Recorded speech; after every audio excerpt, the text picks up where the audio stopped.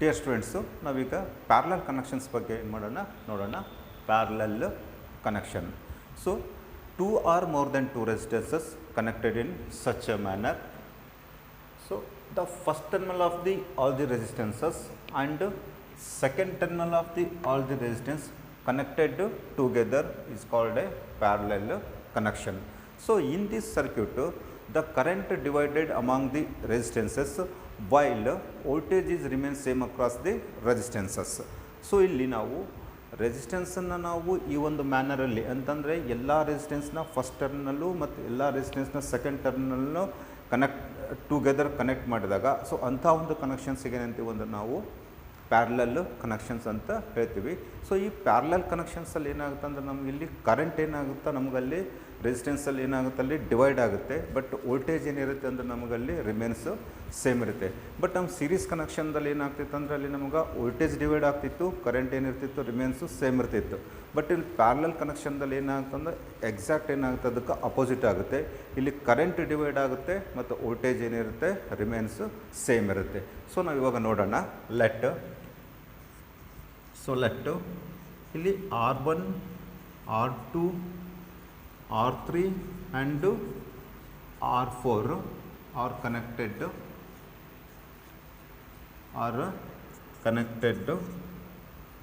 across the supply voltage so ಇಲ್ಲಿ ಏನು ಮಾಡಿದ್ದಾರೆ ಅಂತಂದ್ರೆ ನಮಗೆ ಇಲ್ಲಿ 4 ರೆಸಿಸ್ಟೆನ್ಸ್ ಏನು ಮಾಡಿದ್ದಾರೆ ನಮಗೆ ಅಕ್ರಾಸ್ ದಿ ಸಪ್ಲೈ ಏನು ಮಾಡಿದ್ದಾರೆ ನಮಗಲ್ಲಿ ಕನೆಕ್ಟ್ ಮಾಡಿದ್ದಾರೆ. ಸೊ ಇಲ್ಲಿ I1 ಕರೆಂಟ್ ಇನ್ನು resistance R1 equivalent to V/R1. So ಇಲ್ಲಿ I1 ಅಂತಂದರೆ ಏನಂದರೆ ಇಲ್ಲಿ ಕರೆಂಟ್ ಇನ್ನು ರೆಸಿಸ್ಟೆನ್ಸ್ R1. ಸೊ ಅದೇ ರೀತಿಯಾಗಿ ನಮಗೆ ಇಲ್ಲಿ I2 ತೊಗೊಂಡ್ರೆ I2 equivalent to current in resistance R2 equivalent to V/R2. So next ಬಂದು I3 equivalent to so current in resistance R3 equivalent to V/R3.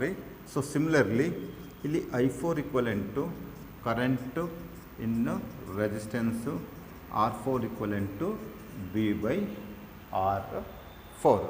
So ಇಲ್ಲಿ ಬಂದು ನಮಗೇನಾಗುತ್ತಂದರೆ so current divided in each resistance. So each resistance ಇಲ್ಲಿ current ಏನಾಗುತ್ತೆ ಅಂದರೆ ನಮ್ಗೆ each ರೆಸಿಸ್ಟೆನ್ಸಲ್ಲಿ ಏನಾಗುತ್ತೆ ನಮಗಿಲ್ಲಿ ಡಿವೈಡ್ ಆಗುತ್ತೆ. ಸೊ ಇಲ್ಲಿ I ಈಕ್ವಲೆಂಟು ಏನಾಗುತ್ತೆ ಇಲ್ಲಿ total current. So total current in circuit. So ನಾವಿಲ್ಲಿ ನೋಡ್ಬೋದು ಇವಾಗ ಇಲ್ಲಿ ಸೊ I ಈಕ್ವಲೆಂಟು ಇಲ್ಲಿ I1 plus I2 plus I3 plus I4. So I ಅಂದರೆ ಏನಾಗುತ್ತೆ ನಮಗಿಲ್ಲಿ ಟೋಟಲ್ ಕರೆಂಟ್ ಆಗುತ್ತೆ. ಸೊ ಟೋಟಲ್ ಕರೆಂಟನ್ನು ಸಲುವಾಗಿ ಏನು ಮಾಡ್ತೀವಿ ನಾವು I equivalent I1 plus I2 plus I3 plus ಮತ್ತೇನಾಗ್ತಿದೆ ನಮಗಿಲ್ಲಿ I4ನ ತೊಗೊಂಡಿದ್ವಿ.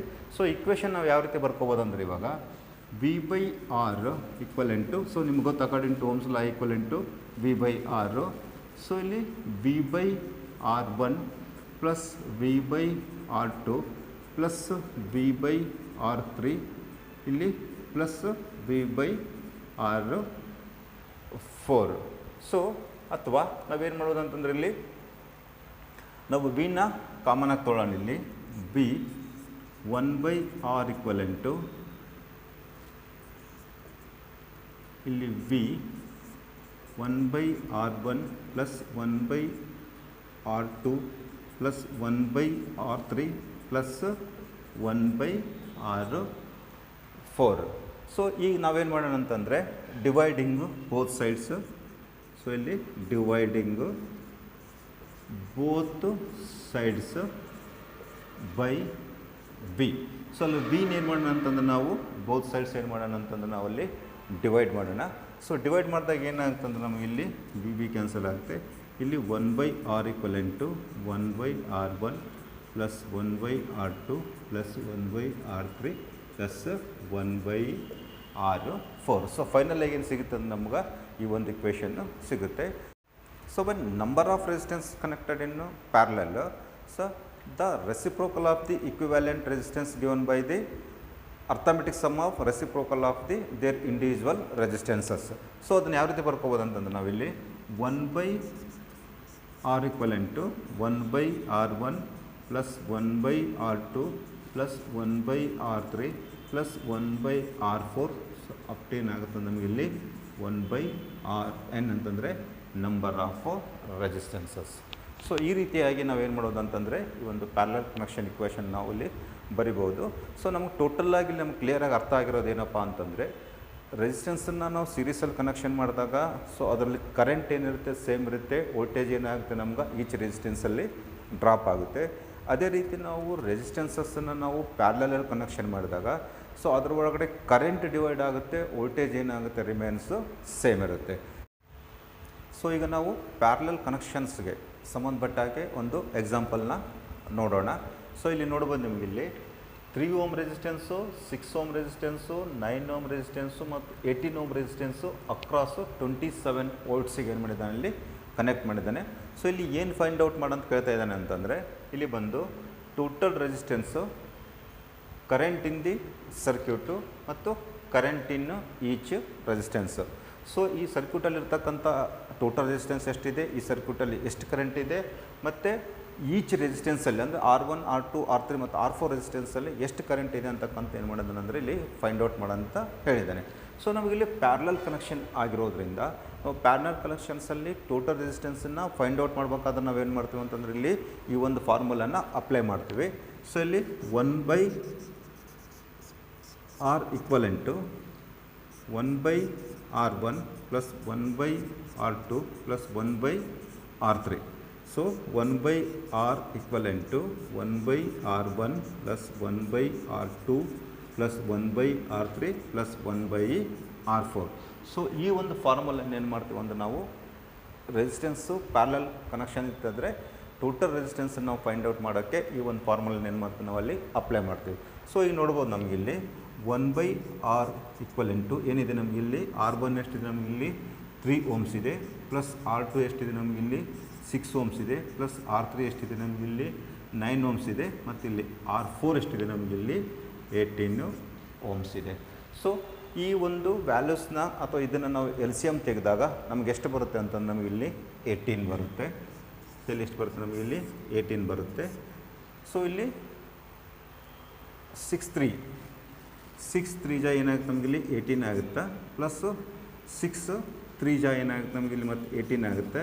ಇಲ್ಲಿ 9 2 ಜಾ ಏನಾಗುತ್ತೆ ನಮಗಿಲ್ಲಿ 18 ಆಗುತ್ತೆ, ಪ್ಲಸ್ 18 × 1 ಏನಾಗುತ್ತೆ ನಮಗಿಲ್ಲಿ 18 ಆಗುತ್ತೆ. ಸೊ ಟೋಟಲ್ ಎಷ್ಟಾಗುತ್ತೆ ಅಂದರೆ ನಮಗಿಲ್ಲಿ 6 + 3 + 2 + 1 ಅಂತ ಟೋಟಲ್ ಎಷ್ಟಾಯಿತು ನಮಗಿಲ್ಲಿ 12/18 ಎಷ್ಟಾಗುತ್ತೆ ನಮಗಿಲ್ಲಿ 12/18. So 1/R equivalent to 12/18.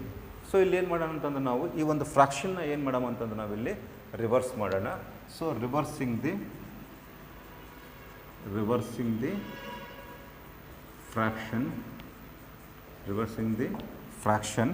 So ಇಲ್ಲಿ ಏನಾಗ್ತಿಲ್ಲ ಇಲ್ಲಿ R/1 ಅಂತ ಇರ್ಬೋದು, ಅಥವಾ ಈಕ್ವಲೆಂಟ್ ಟು ಏನಾಗ್ತದೆ ನಮಗಿಲ್ಲಿ 18/, ಏನಾಗ್ತದೆ ನಮಗಿಲ್ಲಿ 12 ಬರುತ್ತೆ. ಸೊ ನಮಗೆ ಎಷ್ಟು ಬರುತ್ತೆ ಅಂದರೆ ಇಲ್ಲಿ 6263 ಮತ್ತೊಂದು ಎಷ್ಟು ಬರುತ್ತೆ ನಮ್ಗೆ ಇಲ್ಲಿ 3/2 ಅಥವಾ ಎಷ್ಟಾಗುತ್ತೆ ನಮಗಿಲ್ಲಿ 1.5 ಓಮ್ಸ್ ಬರುತ್ತೆ. ಸೊ ಈ ಒಂದು ಪ್ಯಾರಲಲ್ಲು ಸರ್ಕ್ಯೂಟಲ್ಲಿ ಕೊಟ್ಟಿರ್ತಕ್ಕಂಥ ರೆಸಿಸ್ಟೆನ್ಸನ್ನು ನಾವು ಟೋಟಲ್ ಮಾಡಿದಾಗ ಸೊ ನಮಗೆ ಈ ಒಂದು ಪ್ಯಾರಲಲ್ಲಿ ಎಷ್ಟು ಬರುತ್ತೆ ಅಂತಂದು ನಮಗೆ ಟೋಟಲ್ ರೆಸಿಸ್ಟೆನ್ಸ್ ಅಥವಾ ಇಕ್ವಿವೆಲೆಂಟ್ ರೆಸಿಸ್ಟೆನ್ಸ್ ಎಷ್ಟಿರುತ್ತೆ ಅಂತಂದು ನಮಗೆ ಇಲ್ಲಿ 1.5 ಓಮ್ಸ್ ಇದೆ. ಸೊ ಈಗೇನು ಕೇಳಿದಾನೆ ಅಂತಂದು ನಮಗೀಗ current in the circuit. So ನಾವು ಈಗೇನಂತಂದ್ರೆ ಕರೆಂಟನ್ನು ಫೈಂಡ್ ಔಟ್ ಮಾಡುವಾಗ so according to Ohm's law ನಮಗಿತ್ತು ಗೊತ್ತು I = V/R. ಸೊ ನಮಗೆ I ಎಷ್ಟಿದೆ ಇಲ್ಲಿ V ಎಷ್ಟಿದೆ ನಮಗಿಲ್ಲಿ 27 ವೋಲ್ಟ್ಸ್ ಇದೆ. R ಎಷ್ಟು ಬಂತು ನಮಗಿಲ್ಲಿ 1.5 ಓಮ್ಸ್ ಬಂತು. ಅಥವಾ ನಾವು ಇದನ್ನೇನು ಮಾಡೋಣ ಅಂತಂದರೆ 3/2 ಅಂತೇಳಿ ತೊಗೊಳ್ಳೋಣ. ಸೊ ಈಕ್ವಲೆಂಟ್ ಎಷ್ಟಾಗ್ತದೆ ನಮಗಿಲ್ಲಿ 27 × 2 / 3. ಸೊ ಇಲ್ಲಿ ಎಷ್ಟಾಗ್ತದೆ ನಮಗಿಲ್ಲಿ 18 ಆಂಪಿಯರ್ಸ್ ಆಗುತ್ತೆ. ಸೊ ಕರೆಂಟ್ ಎಷ್ಟಾಗುತ್ತೆ ನಮಗಿಲ್ಲಿ 18 ಆಂಪಿಯರ್ಸ್ ಆಗುತ್ತೆ. So I equivalent to 18 amperes. So ಇಲ್ಲಿ ಟೋಟಲ್ ರೆಸಿಸ್ಟೆನ್ಸ್ ಎಷ್ಟು ಬಂತು ನಮಗಿಲ್ಲಿ 1.5 ಓಮ್ಸ್ ಬಂತು. ಸೊ ನಮಗಿಲ್ಲಿ ಈ ಒಂದು ಸರ್ಕ್ಯೂಟ್ ಒಳಗಡೆ ಎಷ್ಟು ಕರೆಂಟ್ ಬಂತು ಅಂತ ನಮಗಿಲ್ಲಿ 18 ಆಂಪಿಯರ್ಸ್ ಬಂತು. ಸೊ ಈಗ ಏನು ಹೇಳ್ತಿದ್ದಾನೆ ಅಂತಂದರೆ ಕರೆಂಟ್ ಇನ್ ಈಚ್ ರೆಸಿಸ್ಟೆನ್ಸ್, ಅಂದರೆ ಈಚ್ ರೆಸಿಸ್ಟೆನ್ಸಲ್ಲಿ ಎಷ್ಟು ಕರೆಂಟ್ ಇದೆ ಅಂತಕ್ಕಂಥದ್ದು ಏನು ಮಾಡಬೇಕಾಗಿದೆ, ನಾವಿಲ್ಲಿ ಫೈಂಡ್ ಔಟ್ ಮಾಡಬೇಕಾಗಿದೆ. ಸೊ ಇಲ್ಲಿ ಕರೆಂಟ್ ಇನ್ನು ಎಷ್ಟು 3 ಓಮ್ಸ್ ರೆಸಿಸ್ಟೆನ್ಸ್. ಸೊ ಇಲ್ಲಿ current in 3 ohms resistance. So 3 ohms resistance ಎಷ್ಟು ಕರೆಂಟ್ ಇರುತ್ತಂದರೆ V divided by R1. So ನಮಗೆ ಎಷ್ಟಿದೆ ಇಲ್ಲಿ V ಬಂದು ಎಷ್ಟಿದೆ ನಮಗಿಲ್ಲಿ 27 ವೋಲ್ಟ್ಸು ಡಿವೈಡೆಡ್ ಬೈ R1 ಎಷ್ಟಿದೆ ನಮಗಿಲ್ಲಿ 3 ಇದೆ, ಅಂದರೆ ನಮಗೆ ಎಷ್ಟು ಬಂತು ಇಲ್ಲಿ 9 ಆಂಪಿಯರ್ಸ್ ಬಂತು. ಸೊ ಅದೇ ರೀತಿಯಾಗಿ ನಮಗಿಲ್ಲಿ ಕರೆಂಟ್ ಸೊ ಇನ್ನು 6 ಓಮ್ಸ್ ರೆಸಿಸ್ಟೆನ್ಸ್. ಸೊ 6 ಓಮ್ಸ್ ರೆಸಿಸ್ಟೆನ್ಸಲ್ಲಿ ನಮಗೆ ಎಷ್ಟು ಕರೆಂಟ್ ಇದೆ ಅಂತಂದರೆ ನಮಗಿಲ್ಲಿ V divided by R2. So ಇಲ್ಲಿ V ಎಷ್ಟಿದೆ ನಮಗಿಲ್ಲಿ 27 ವೋಲ್ಟ್ಸ್ ಇದೆ. ಸೊ R2 ಎಷ್ಟಿದೆ ನಮಗಿಲ್ಲಿ 6 ಇದೆ. ಸೊ ನಮಗಿಲ್ಲಿ ಎಷ್ಟು ಬರುತ್ತಾ 4.5 ಆಂಪಿಯರ್ಸ್ ಏನು ಬರುತ್ತೆ ನಮಗಿಲ್ಲಿ ಕರೆಂಟು ಬರುತ್ತೆ. ಅದೇ ರೀತಿಯಾಗಿ current in 9 Ohm's resistance. So 9 Ohm's ರೆಸಿಸ್ಟೆನ್ಸಲ್ಲಿ ನಮಗೆ ಎಷ್ಟು ಕರೆಂಟ್ ಇದೆ ಅಂತಕ್ಕಂಥ ಏನು ಮಾಡೋಣ ನಾವೀಗ ನೋಡೋಣ. ಸೊ ಇಲ್ಲಿ current in 9 ohms resistance, 9 ohms resistance. ಇಲ್ಲಿ V by R3 equivalent to 27 divided by R3 ಎಷ್ಟಿದೆ ನಮಗಿಲ್ಲಿ 9 ಓಮ್ಸ್ ಇದೆ. ಸೊ 9 ಎಷ್ಟಾಯ್ತು ಇಲ್ಲಿ 3 ಆಂಪಿಯರ್ಸ್. ಸೊ ಇಲ್ಲಿ R3 ಇದರಲ್ಲಿ ಬಂದು ನಮಗೆ ಎಷ್ಟಿದೆ ಅಂತ ನಮಗಿಲ್ಲಿ 3 ಆಂಪಿಯರ್ಸ್ ಕರೆಂಟ್ ಇದೆ.